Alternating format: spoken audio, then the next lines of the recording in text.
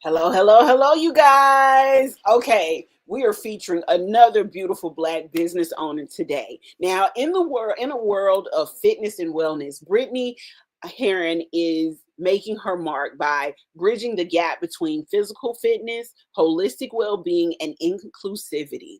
As the founder of Prismatic Venus Fitness, she is on a mission to ensure health and movement are accessible for everyone, especially Black women. Now, through her expertise in pre and postnatal fitness, her educational background in healthcare, and her growing digital platforms, Brittany is transforming the way Black women engage with fitness, self care, and community support. Her journey hasn't been without challenges, though, facing resistance, skepticism, and countless no's, but her resilience and her vision continue to drive her toward making health and wellness more equitable. So without further ado, let's welcome Brittany. Hello, Brittany. Hi, everybody. Hi. Thank you for having me. I appreciate it. I'm really happy to be here. We are excited to have you. Okay.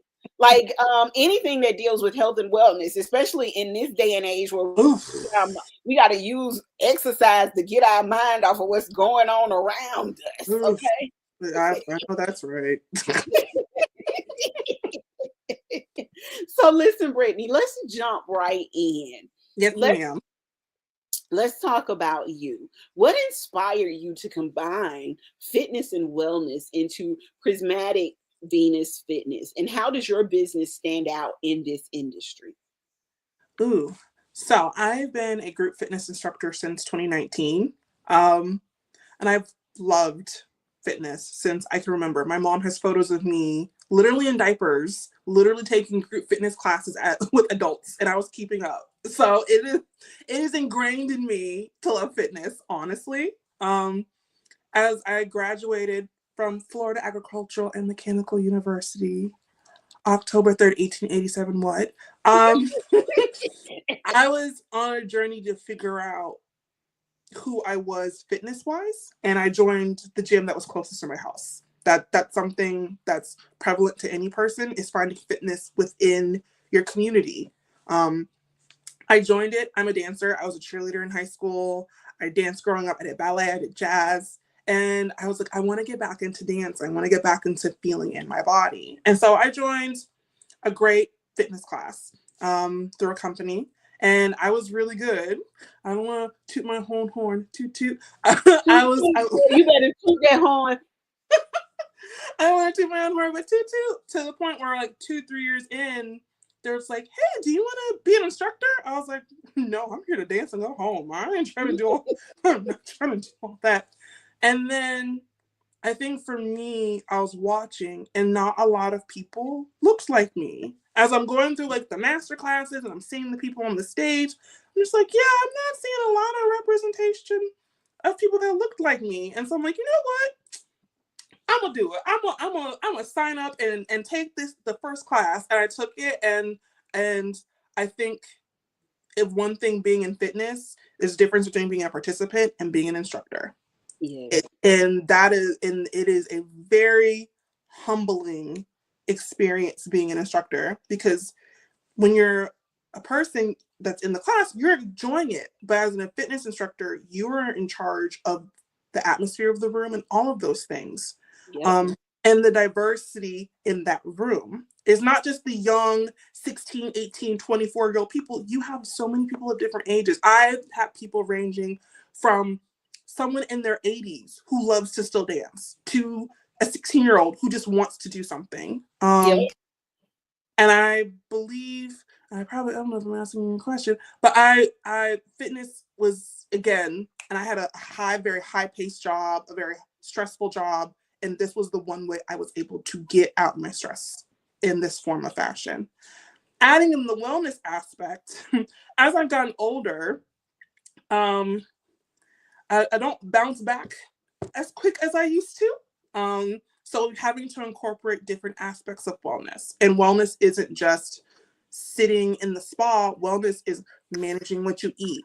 Wellness is managing your environment, planting, gardening. Wellness is being mindful of the clothes you wear. I had to be very mindful of that. And I'm just like, I don't think a lot of us know that because it's not something that we're used to seeing on an everyday basis. So I'm like, you know what? Be the change you want to be. And so I'm like, I'm gonna start by focusing on women, but really Black women and family and Black families of like, this is here for you. I want to make this accessible. Because a lot of times when you go to gyms and stuff, it's not accessible and it's not financially lucrative for people. Like, things are going now. The way the prices of eggs and things are going up and people are losing their jobs. I'm like, you need something accessible for you and your family.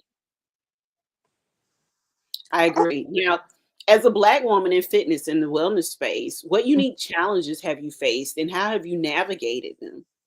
Ooh, people having, when they see you walk in a room, people thinking they know who you are. And that is even in corporate America or fitness. I thought in fitness, I would get out of that. I'm like, oh, that's in corporate America. That's not in fitness. It is not the same thing. Even in wellness, kind of when, like, I love Pilates. I love the reformer. Like, that is, like, it is my favorite thing. But sometimes when I do go to those classes, I'm just like, ooh, I am the only person of my body size. I am the only person of my skin tone here. Yeah, so I'm going to act a certain way because I don't know how people are going to take my big bubbly personality. Because sometimes I come in, my personality sometimes walks into a room, and some people don't like that. So Listen, I I understand think that. I think for me, it's just it's something I've learned growing up. It's like taking on the chin. Like, okay. So, and I think, again, it's the Aries in me. I'm like, okay, you have this preconceived notion of me. All right, I'm going to show you better than I can tell you. That's just who I am as a person, honestly. And just be like, I deserve to be here. I'm going to show you I deserve to be here. And you're not going to tell me anything differently. And that's something that's not, some people don't have that. And that's okay. And that's something that you can build. And that's okay for you to build. If you're not confident walking into the room, it's okay. Just take your time, do your thing, and just do it until you feel confident. Okay. Now, can you share how your healthcare background sort of influences your approach to fitness coaching and wellness education? So I have a bachelor's in science in health informatics and information management. So I graduated in 2014 from the Florida Agricultural and Mechanical University. I'm going to keep saying that because I love my alma Keep mater. saying it, okay? So Keep saying it, okay? Keep pumping that HBCU, okay? I'm a I make the joke. I'm like a little bit of a Whitley Gilbert. I'm a multi-generational FAMU alumnus on my mom's side. So I got this degree and kind of I'm in the back end of healthcare. So like when you think of hospitals, you think of the doctors and nurses, but you don't think of the people sitting behind the desk doing the regulations, the medical records, all of those things. That is my job. My job and my degree gives me the access and my certifications of understanding legally what needs to be in the medical record. So you don't get fined by CMS or Joint Commission or any other agency, a regulatory agency. And that's something a lot of people probably don't realize, like what you need in the medical record, what the medical record needs to say. How do you contact your clinical provider if they have documented something wrong in your medical record? Like if they've copied and pasted something that does not belong, like this is what you need to do. If you need your medical records to be sent somewhere, this is what you need to say specifically on these documents for you to get what you need to get, basically. So I have that background. So in the health, as I'm transitioning my career into like the health wellness coaching space, I'm focusing on pregnancy health coaching. My first big girl job, I worked for a very large birthing facility, and I worked with a lot of pregnant people. And that left a huge impact. I worked with grassroots organizations. I worked and I saw that population in person. And I worked with their medical records and I read through their medical records and I worked with the Department of Health. to be able to collect that data, because that data is so integral to treating patients. Yes. If you don't have that data, you can't treat patients. That's why with that person who's in charge of the Department of Health and Human Services and they're snatching things off the website, just gives me a lot of anxiety, because I'm like, we need that data. We need these researchers to put these policies and put these legislatures in place so we can help people, that we can make sure that their standards that are set by regulatory agencies and by government, to make sure that you are following what you need to follow. Because if you don't, we can close your hospital doors because you're not giving proper care. And that leads into not having access to healthcare. It just leads into like a domino effect. But if you hear my cat in the background, she's sad my husband left. But but I'm very passionate about health data. And I feel like a nerd when I say it, but I'm very passionate about collecting proper and good data for people's medical records, because the medical record tells the story. Yes. As my professor told me when I was going through my degree program, it's garbage in, garbage out. If the garbage is in your medical record, you're going to get garbage treatment. And that is unfortunately what is happening in our healthcare system, is that typically there is no standard set. It's just, the standard is not there, and the standard needs to be set. And that is part of what my my company wants to do with pregnancy health coaching. That's half of it, of giving a resource for women, especially pregnant women, who are not really looked upon, who are not asked questions. They're kind of looked at as, oh, you're pregnant, do the things, you're fine. Like, no, there's so many things that you need to have the full story of this pregnant person so you can treat them. You just giving them an x-ray is not going to do anything. You need to get to the social determinant of health of why they're feeling this way. And they may need to go see a different doctor, or they need to see a different specialist, but you're not giving that to them. And then you're wondering why the mortality rate for pregnant women, at least in the pregnancy, it's at least till a year after delivery. It's not just in the hospital. It's up to a year after they deliver. Why, especially the population for Black women, is so horrible. And it really, as someone who wants to start her own family, that scares me tremendously, honestly. Yeah. You mentioned wanting to help others see themselves in a fitness space. How do you activate inclusive spaces for Black women in your field right now? So I do promote myself on social media. As I'm getting more into it, I am starting to create a YouTube channel as well. And I do want to I've started creating master classes. One of the local gyms that I do teach at, I started doing like specific classes, more master classes, bringing in even instructors of color that are really popular within the fitness realm, bringing them into the studio and just promoting like, hey, there are us here. Come join us. Come be in celebration with us. Come be a part of this tribe with us. Even if it's not something you can do today, it is here for you. I think people just need to see it and know it's available. If people don't see it and it's available, they think, oh, there's nothing there for me. Why would it be there for me? And making it accessible financially. And I know my group fitness manager is sick of me. I'm like, I want to do another event. She's like, really? I'm just like, it's gonna bring promotion. I promise. And it does. I think I couldn't do the last event because I got the flu. I couldn't do it because the bugs are going around.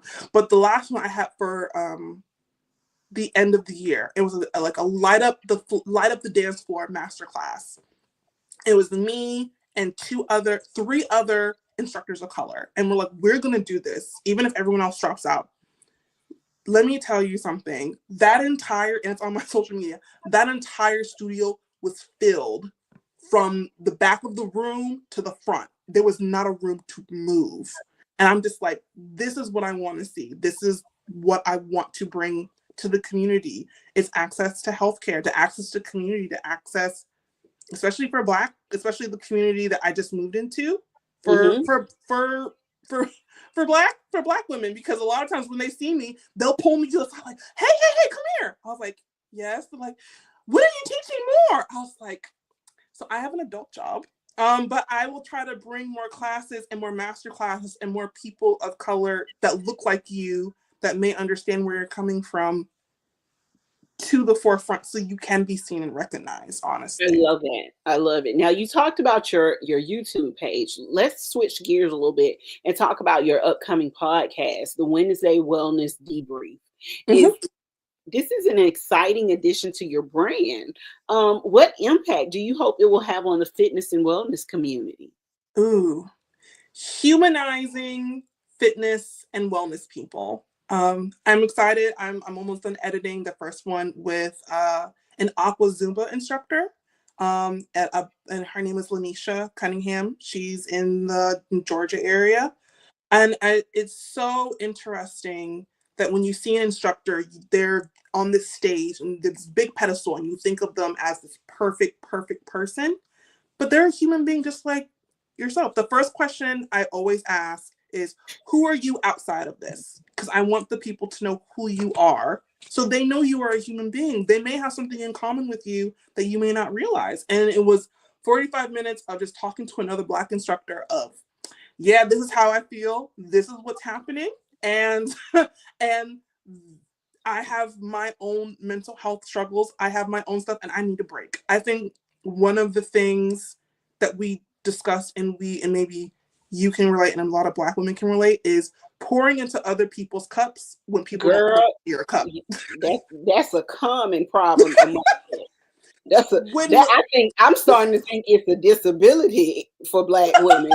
I am, because I'm thinking, I'm just like, if I talk to another Black woman and that's where we meet at, then I'm starting to see the trend, the problem, the research in it, and I'm starting to see that this is something that we just do. So that nurturing stereotype, that strong Black woman stereotype, we really got to get away from those, because those are detrimental to us, period. Look, and we had and the podcast is coming out, the episode's coming out next Wednesday, and we had 5-10 minutes on the podcast of just how the pandemic, technically we're still in the pandemic, at the beginning of the pandemic, it made us slow down and realize, oh, I've been pouring into a lot of people's cups, and I'm sitting and my body is realizing no one has been pouring into my cup, and I need to stop and pour into my cup first before I pour into anybody else. Anybody else's, yep. And so that resonated with me. I was like, ooh, now that we had a word during this interview. Now, you talked about networking with other fitness and health and wellness professionals. How has networking played a role in your business growth? I know you're interviewing people for your podcast and you're looking to build a collective. What advice do you have for other Black entrepreneurs looking to build connections out there as well? Ooh. I don't mean to sound like this person. Have a bit of tough skin, because sometimes you're gonna put yourself out there, and some people aren't gonna see the same vision that you see.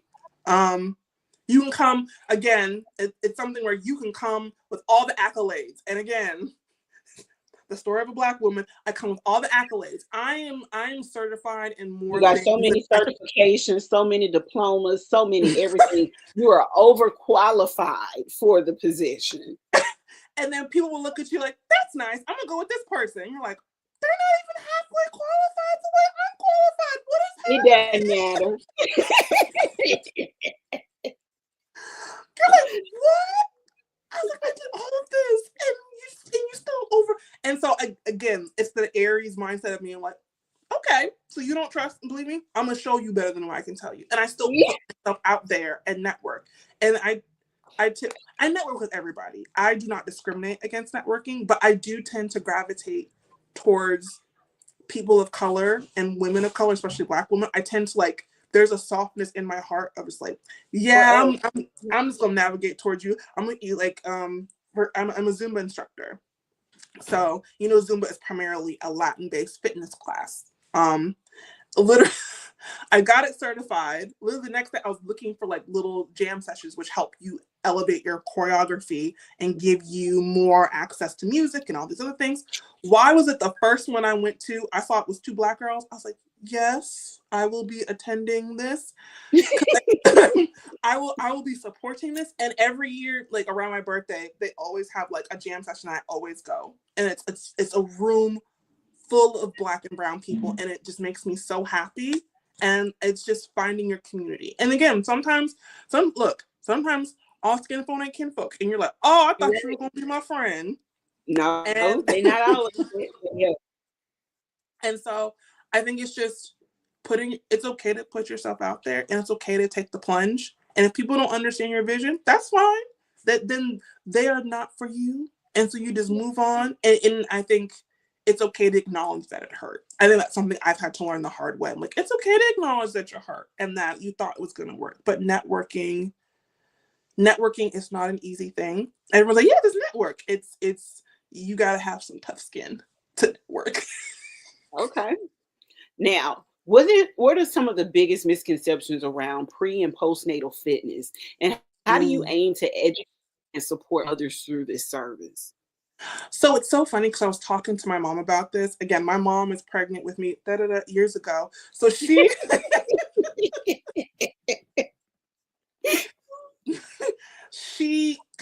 with me, I was a high risk baby, and so was my sister. So I'm watching the experience of my mother and kind of going through her stuff.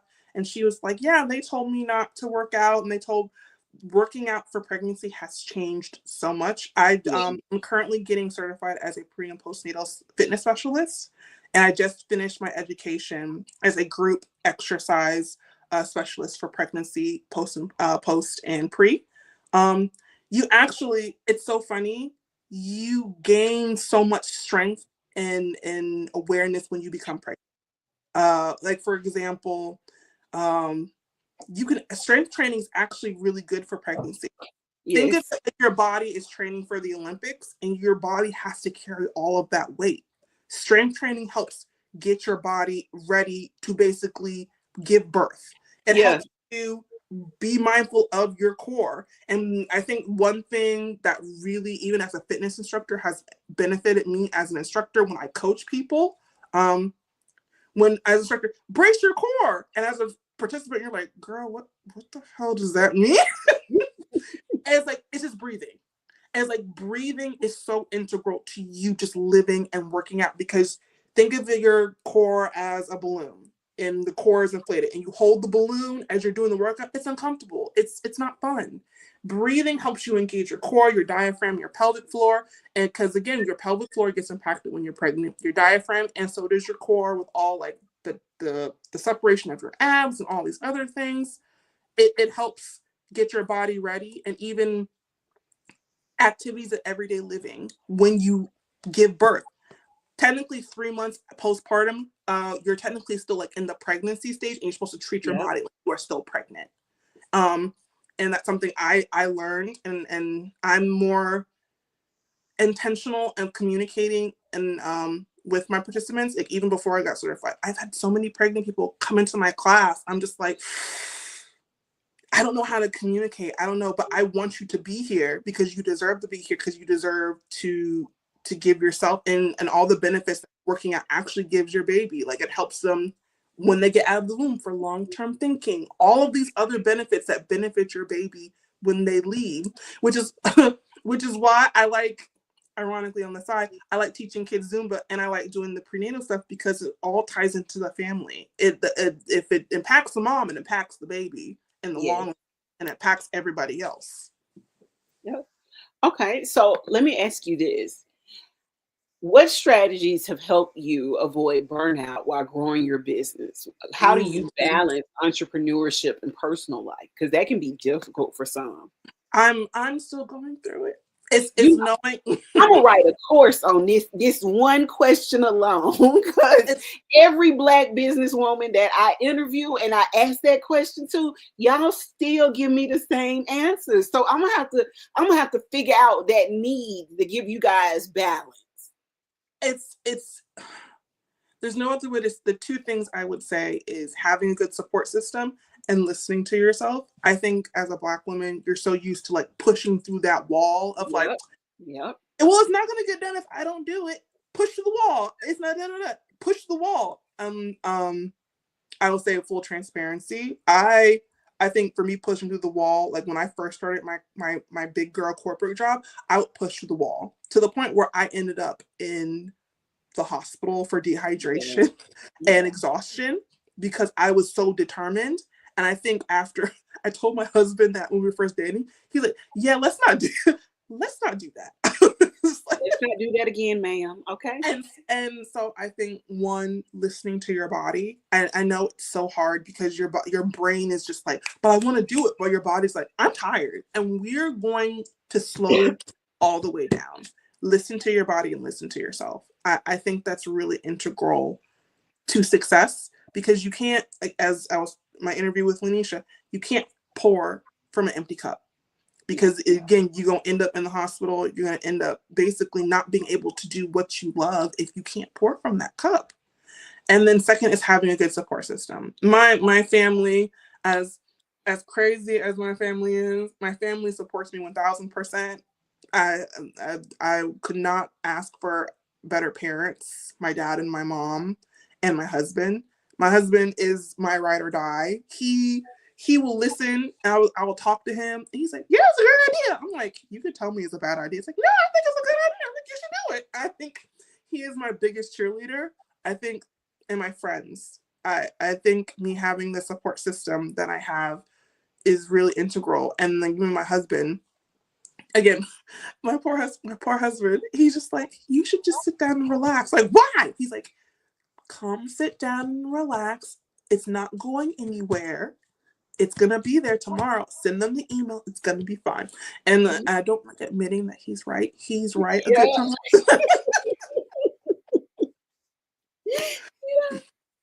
Now, he's right.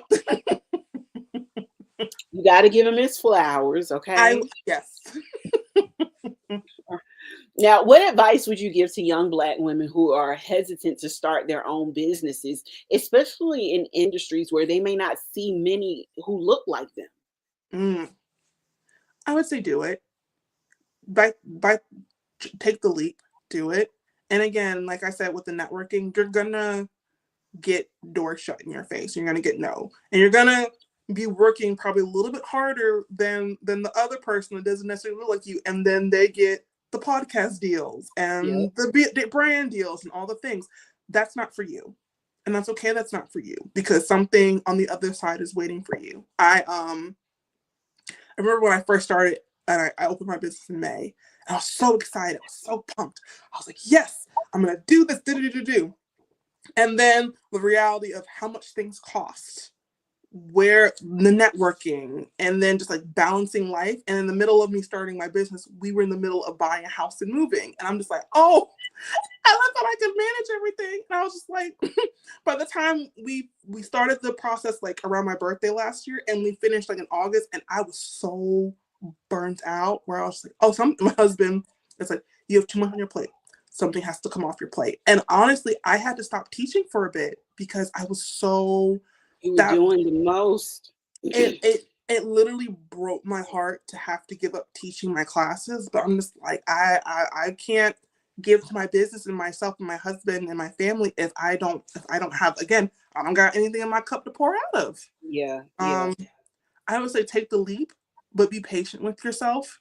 And the opportunities are going to come. Someone is going to recognize you. I promise someone's going to recognize you. And it's not the instant gratification. It's more about, as my dad likes to say, it's not about the destination, it's about the journey. And that's the thing my dad loves to say. Okay. Now, where do you see Prismatic Venus Fitness in the next 5 years? And how do you envision its impact on the wellness industry? I know focusing on prenatal and postnatal. As I'm finishing up my certification for my prenatal and postnatal, definitely putting out more workout content on my YouTube channel, especially for pregnant women, postnatal, prenatal, in the middle of pregnancy, different options that are accessible for people to have it in their household. Because again, not everyone has a gym like me 10 minutes in the street. Some people don't have that access. But if you can put it on your YouTube, get 15 minutes, do the things. Having access to healthcare is important. Having access to a health coach to maybe listen to you and understand what goals you want during your pregnancy, and then being able to advocate for yourself with the documentation in your medical record when you go to your doctor of, I've already talked to what I want. I have my birth plan. I know what I want. Here are my social determinations of health. This is what I need from you as my healthcare provider. Especially now, as things are changing drastically, you need the documentation to advocate for yourself. That is how they speak in the healthcare space, is data, medical records. That is how they speak. Expanding the podcast, just getting people to be their honest and true selves, especially in the healthcare space. I think a lot of times there's so much bravado. There's so much like, look at me, beat my chest, do. No, let us see the person you are. Truthfully. And then we can do the bravado. But I want to do a bit of the Kendrick Lamar. Like, I want to see you take the mask off. I want to see you. I want your authentic self. Yeah. Exactly. And I know for a lot of fitness instructors, sometimes it's hard because, again, growing up, you're told to hide that part of yourself. Especially it's Black women. Yep. Oh, and especially when people have these preconceived notions that you're supposed to be this particular way. And I teach a lot of dance classes, and people know that I'm I am very good. I will admit, quote Beyonce, I am that girl. Thank you for owning it, sis. Okay. But sometimes it's the awareness. I know I'm good, but not everyone is on the same level as me. So taking it a step down, and then as time goes on, like, okay, now I can show you that I'm good. But right now, I see, especially when I see Black women come into the class, like, this is my first dance class. This is my first class. This is my first time in the fitness space. I'm really scared. And so I'm very intentional when I hear that. I'm just like, okay, what's your name? What are your goals for the class? Here, if you can't take me, here are some other instructors to take. If you can't come to the gym, you should still work out. Get 20 minutes of walking. Get all these things. I think for Prismatic Venus Fitness, it's just impacting healthcare, regardless if it's fitness, if it's health, if it's wellness, if it's advocating for yourself. Even for the children, I think I'm getting my youth exercise specialist because I love teaching kids Zumba. I love the babies. I love them. It's so funny watching the parents. When I got the class for Zumba kids, I didn't think not one parent was going to show up with their kid. Yeah. As soon as I walked to the gym, there was a line out the door. Please take my child. I was like, okay. Okay. Sure. And I don't think people realize how integral youth exercise is to your family and how your kids are watching you. Yeah. And how it impacts them, not just physically, but them being in school. Fitness and wellness impacts them throughout all aspects of their life. So I want to impact a family. It's not just the pregnant women, because the women, but impact the kids, the family, even the fathers. Even for my health coaching, I want to get certified as a pre-mental counsel for our postpartum, and how postpartum doesn't just impact women, it impacts the men as well, especially if the women have it. I think the study is like if 50%, if 55%, if the women have it, 55%, the men is going to have postpartum depression. Yeah. And especially with Black men dealing with depression, it's in seeing the statistics for that. I think having that access for Black men as well is especially for the Black family, is really important. And especially for me, seeing my family, I want that access for everybody. I want it for everybody, especially Black people, especially in the times we're in now and how this country is about to go. Okay. You need as many community supportive active things and access to things, and even working with grassroots programs. Yep. Even I'm finishing, as you possibly can. Yep. And I'm finishing my master's degree because I'm finishing my master's in health law. And so my thesis is going to be on how health and wellness can impact the fraud, waste, and abuse in healthcare, because you have that access to data. I'm touching base with like the Postpartum Support International, touching base with March of Dimes, just trying to put my research out there of like, there are other ways that will impact the family, and you need to have this data, and we need to start pushing it out so we can start giving people alternatives, because unfortunately we're going to start losing some of those alternatives in the future, unfortunately, with this administration, just to be blunt, honestly. Yeah. And we have to have we have to have those resources available to back up the things that we're losing. So I get it.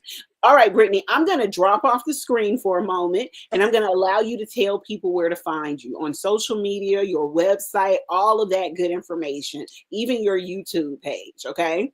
Okay, awesome. So where you can find me on Instagram, you can follow me fitness-brie91.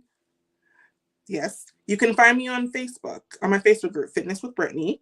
You can also find my website, www.prismaticvenusfitness.com. It has my website, my contact, and it has my blog. I just posted a blog post on hypertension in Black women. And my YouTube channel, which will have the first episode with Lanisha Cunningham for the Wednesday Wellness Debrief podcast this February the 26th. It is an amazing interview on wellness, on physical and occupational wellness. So those are locations where you can find me. Thank you so much, Brittany, for joining us and allowing us to highlight you. I'd love for you to stick around after the show so we can chat for a bit, because I think I know some people that would be interested in partnering with you as well. Awesome. Yay. Okay, awesome. Thank you so much, Brittany. Now, you guys, Brittany's story through Prismatic Venus Fitness is not just teaching fitness. She's creating a movement where wellness, representation, and science-based coaching intersect. Whether through her fitness classes, educational advocacy, or growing her online presence, Brittany is proving that wellness isn't a privilege, it's a right. For every young Black woman aspiring to enter the fitness space, Brittany's message is simple. Just start, even with your adult responsibilities. Take priority. There's nothing wrong with doing something for yourself. So with that being said, we just want to thank Brittany again for being a part of this show. And thank you guys for tuning in. And we'll be back with another beautiful Black female business owner next time. See you later.